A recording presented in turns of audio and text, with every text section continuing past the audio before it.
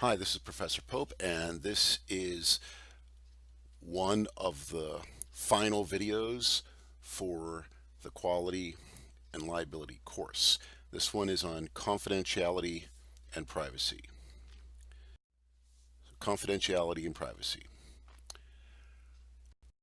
So these are the objectives for this set of slides for this video. You should be able to explain the difference between privacy, confidentiality, and privilege. Identify the exceptions to the duty of confidentiality. What is a Tarasoff duty? Identify the scope of HIPAA protection. And under HIPAA, what disclosures can be made by the clinician without patient authorization. Okay, so the duty of confidentiality. So this is a duty that arises in a physician-patient relationship. And that's what we started the course with, was when is that formed, when is that terminated. And remember that we discussed that that was important because the formation and existence of that relationship gives rise to duties of informed consent, rise to duties of non-abandonment, gives rise to duties to comply with the standard of care. It also gives rise to the duty of confidentiality. So the duty of confidentiality is something that applies to information when you have that information because you're in a position of trust, like a physician is in a position of trust with the expectation that the information won't be released without consent. So it's a fiduciary sort of duty, so it only applies to people who are in a fiduciary type of relationship. So when a physician obtains information from a patient or a prospective patient, then she's under a duty of confidentiality with respect to that information. And she has a legal duty to protect that information and to keep it confidential. And if she doesn't, right, if she reveals that information that she learned within the scope of a treatment relationship, then that breach of confidentiality is a tort for which the physician can be sued. And this is one of those times, and we talked about this a couple times earlier in the course, that the sort of the ethical duty, the professional duty is the same as the legal duty. So the AMA Code of Medical Ethics, as an example, says that the physician shall safeguard patient confidences within the limits of the law. So this is actually an interesting time where the ethical duty is actually piggybacked onto the legal duty, which is actually unusual. Oftentimes the ethical duty is broader, but here basically the ethical duty is whatever the law says you have to do, and that's your ethical duty. Now there are some exceptions, so that the duty of confidentiality is a default status quo presumption, but there are exceptions. And these, many of these are not just permissive, meaning you may breach confidentiality, but many are actually required, and that's because physicians are mandatory reporters, meaning they have a legal obligation to affirmatively report or disclose protected health information. First example of that is this: gunshot wounds and knife wounds. So, right, because why? Obviously, because that is evidence that there may have been some involvement with a crime. Second example, abuse or neglect, most notably abuse or neglect of a child or abuse or neglect of an elder, sometimes called a vulnerable or dependent adult, right? So if a child shows up with fractures, it suggests that maybe they were beaten or hit by their parent or guardian, then the ED physician or whatever other physician is examining the patient must report that to law enforcement or to child protective services. And generally, it's worth noting that the trigger for that duty is usually very low, meaning as soon as the physician has reasonable suspicion, that's the term that's often used, reasonable suspicion that there may have been child abuse or elder abuse, then that triggers the duty that she must report. So she doesn't need to figure out herself if in fact this really is child abuse or if it really isn't child abuse. As soon as she has reasonable suspicion, which is sort of a low level of confidence, then that triggers the duty to report. In other words, if in doubt, generally the recommendation to clinicians is to err on the side of reporting. Right later, CPS or whoever it is that comes and investigates can later determine that there really wasn't any child abuse and the kid just fell off of the swing and it was completely innocent. But the clinician should err on the side of reporting. Third example of an exception to the duty of confidentiality: communicable diseases, and when the patient might have a neurological impairment that would affect their ability to drive. So some states will require that you report that to the DMV so we can take their license.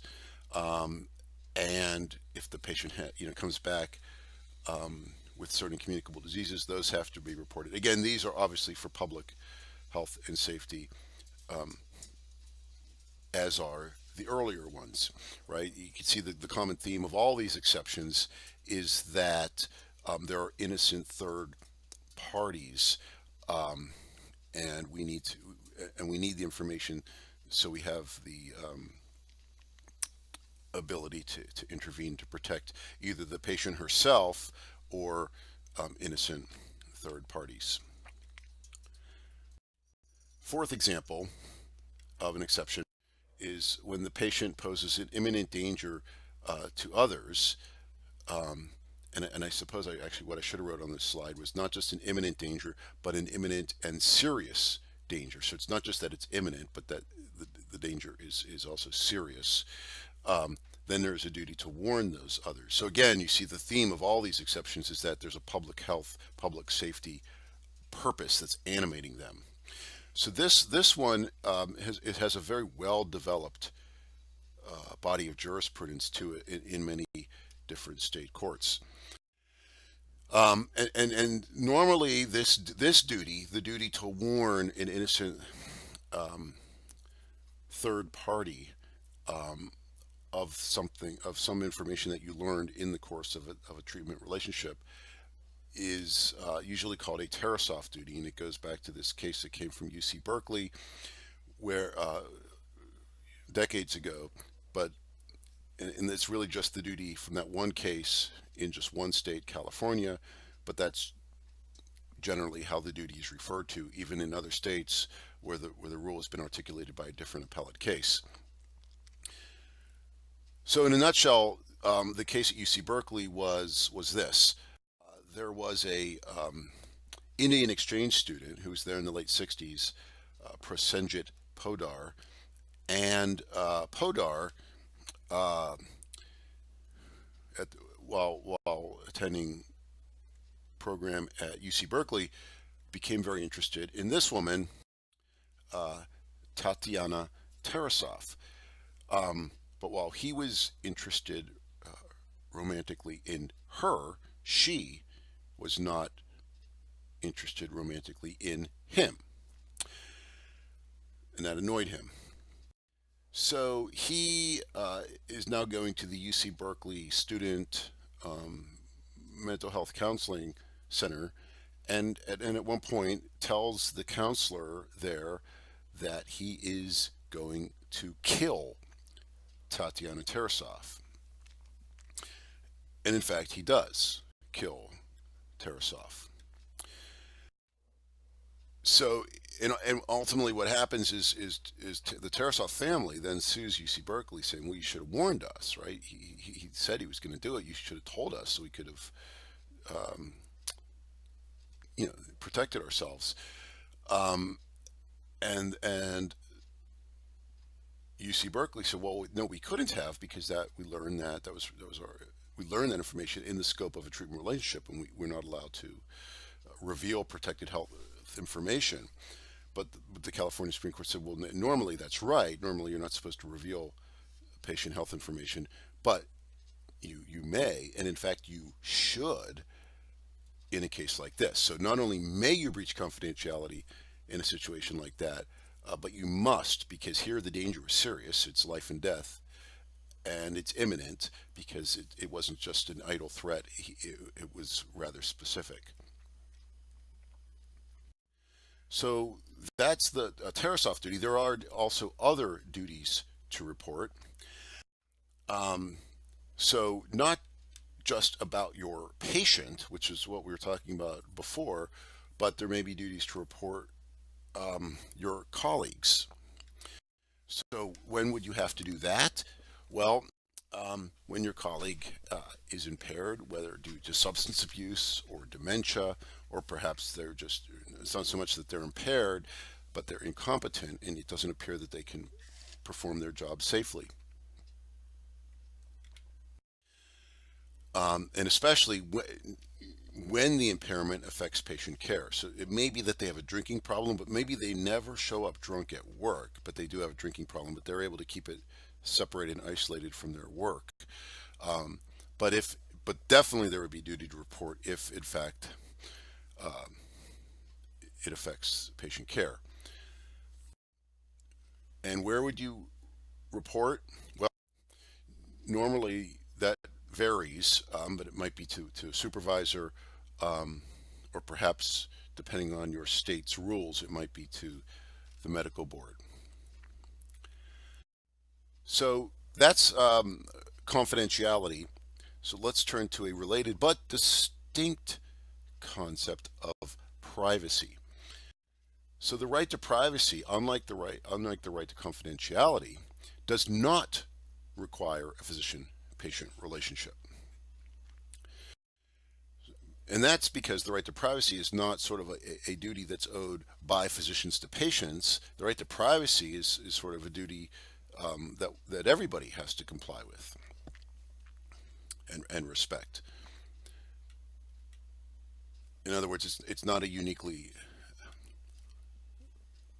medical relationship type of right or duty. So there's three main types of privacy rights.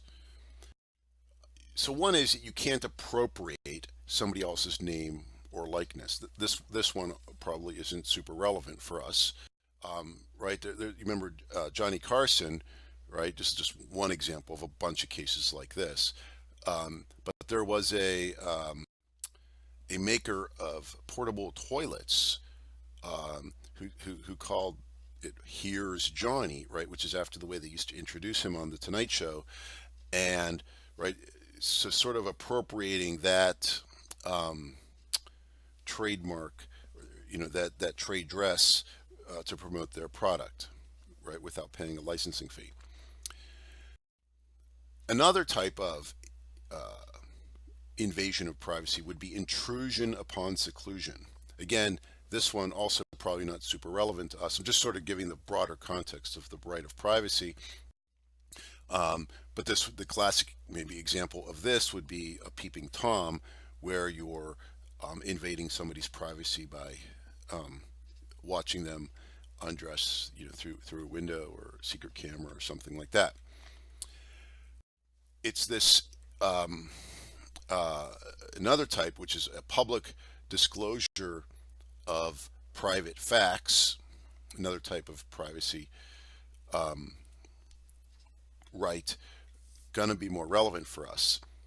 Now this of course happens completely outside the medical context, because privacy isn't limited to the medical context, but there's sort of something called revenge porn, right, where people, after they break up with somebody, then post some video of the other person naked on the site. Well, of course that's private information that's now been made public. So here's the difference between confidentiality and privacy when it comes to health information. I think the best way to think about this would be if you think back to the IME context, right? So you have independent medical exam. Remember that? Well, um, that guy, right, or women physician is, for example, they're conducting an insurance claims exam, right? They're not providing medical treatment to the patient. They're not in a physician-patient relationship with the person being examined, right? So it's not that person is not your patient. They're an examinee. If that physician, the IME physician, were to reveal purely private information about the individual he examined, then that wouldn't be a breach of confidentiality because there's no treatment relationship. But it would still be a breach of privacy, an invasion of privacy. So, an improper disclosure of that individual, so it's an IME, right? Doc, they are examining you and they see weird stuff on your body. Um, so that is still private. Um, and therefore, if they did reveal it, that person would be subject to a claim for breach of the examinee's right to privacy. But since the examinee is not a patient, there's no claim for breach of confidentiality. The IME physician doesn't owe a duty of confidentiality, but the IME physician does owe a right to respect the privacy of the examinee. So, claim for an invasion of privacy, right, what also might have a different statute of limitations than a physician's wrongful disclosure of confidential information. One might be covered by malpractice insurance because it's a type of malpractice, but the other might not be. Um, so there's other sort of practical, tactical, procedural differences between the two claims. And then the third related concept, first is confidentiality, second is privacy, third is privilege. Privilege is way narrower, and it really only applies in the context of court proceedings, right? And if you've had evidence, which I suspect most of you have, you already know this, but um, the physician might be served, as an example, with a subpoena for documents or for deposition. And she could assert privilege to say, look, you want me to give you this, one of my patient's health records, you want me to discuss my patient's health information. Well, I assert a privilege and I'm not going to give that to you. So um, it's a it protects information, but only in the context of corporate proceedings where you're asserting it as a basis for not testifying or for not producing records. And also, let's say it's not just a discovery type concept. In other words, let's assume that the other party has the records; they already got the records, um, but it's now a question about whether they can introduce the records, right? Um, whether they're admissible, not whether they can get them, but whether they're admissible and can be presented to the fact finder. Again, privilege could be asserted there as well. So turning then now from state law, which would really govern privacy, confidentiality, and privilege, to federal law. And generally, we haven't talked a lot about federal law. We talked about EMTALA early in the class, but generally, we haven't talked a lot about federal law. Um, but we will a little bit right now because one of the key laws that governs the protection of health information is a federal set of regulations, which were enacted pursuant to the Health Insurance Portability and Accountability Act of 1996, or HIPAA. So this is federal law, and um, it's not preemptive, meaning states can, and Minnesota, for example, does provide more protections and can go above and beyond HIPAA, but of course can't authorize less protections than HIPAA. Otherwise, it then would be preempted. So HIPAA governs what? It governs the use of protected health information, PHI, and it only governs the use of PHI by covered entities. So these are the main two conditions to figure out if HIPAA is going to apply to your situation. So what's PHI? Well, that's easy in most cases. First, it's health information, right? And that would be any form, any medium that's related to the physical or mental health, past, present, future, related to the provision of healthcare or related to the payment of healthcare.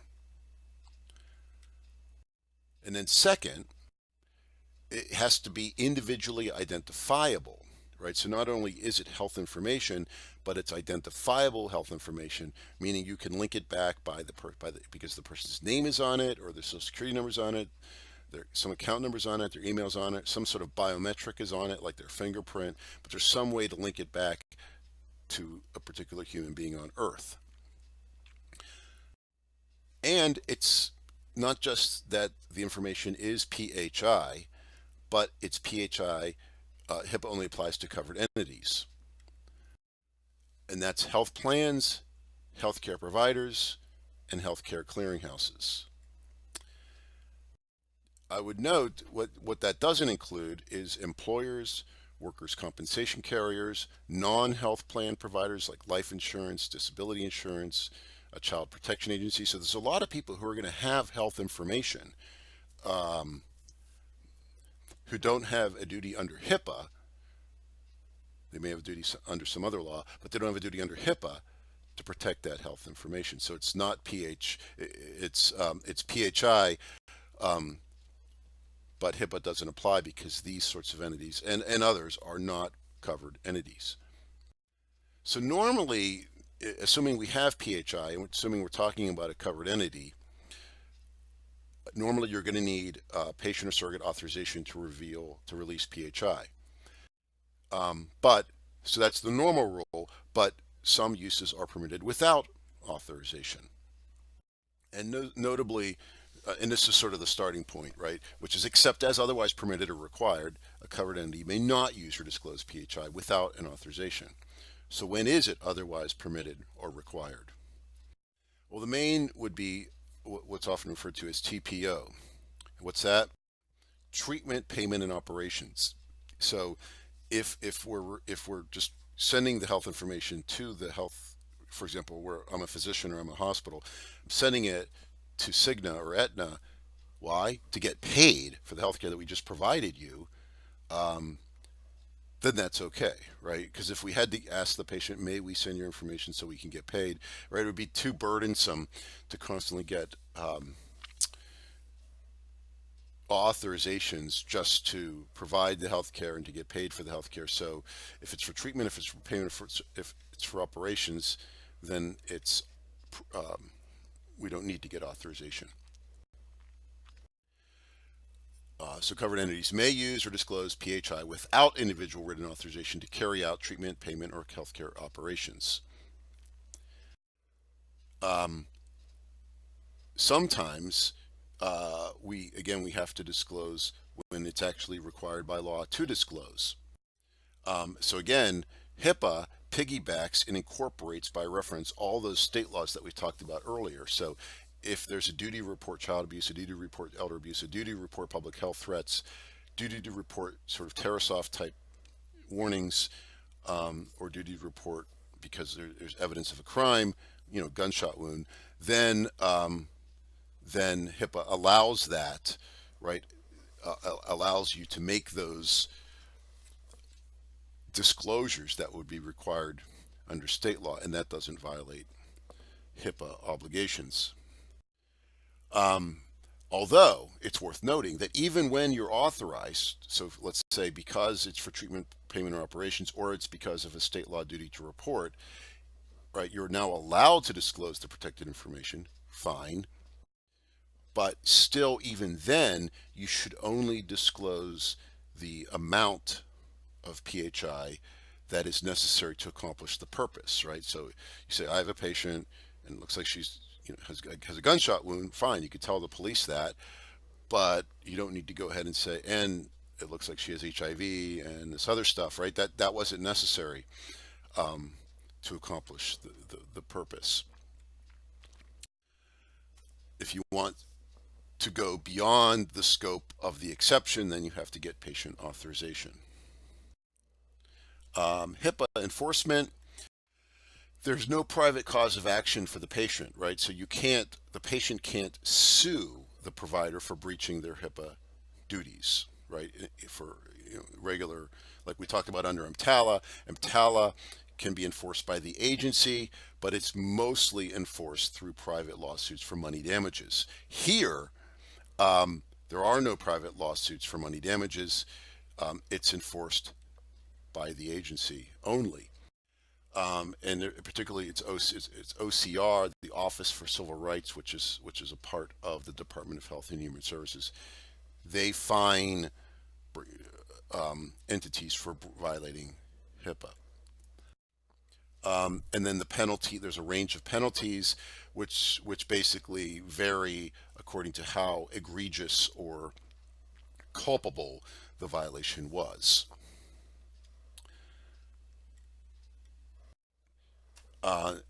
Generally, if you're aware that you breached your duties under HIPAA, then you should report that and tell OCR that that's happened, unless the probability of risk is very, very low. So for example, you accidentally sent it to the wrong, you have two Dr. Smiths and you sent it to the wrong Dr. Smith. Well, that's probably low. You did send it to a doctor who didn't need it or wasn't really authorized to get it.